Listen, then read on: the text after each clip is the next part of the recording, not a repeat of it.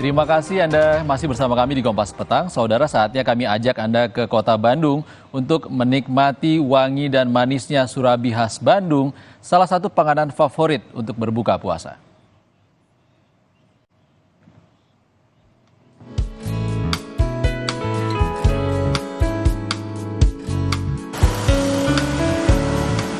Surabi yang ada sejak tahun 1997 ini memiliki 200 varian topping. Mulai dari topping coklat, kacang, keju, susu, serta aneka rasa buah-buahan yang menjadi favorit pembeli. Bahkan surabi asin dan gurih tersedia di Surabi Parade 2101 Bandung.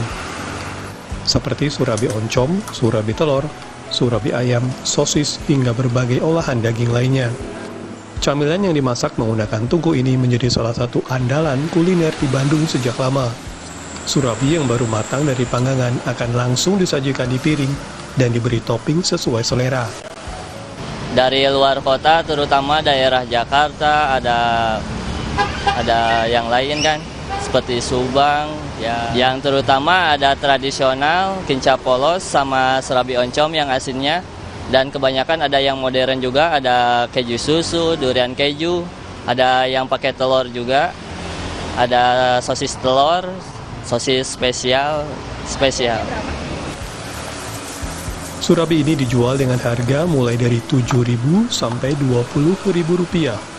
Saat Ramadan, surabi menjadi takjil wajib dan mengenyangkan bagi warga Bandung. Kedai surabi ini bahkan sudah mulai ramai pesanan untuk oleh-oleh mudik nanti.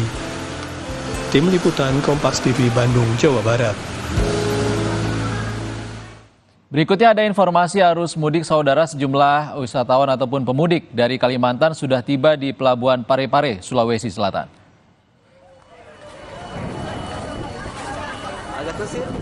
Saudara, hari ini ada lebih dari 1.250 pemudik dari Samarinda, Kalimantan Timur tiba di Pelabuhan Parepare, Sulawesi Selatan.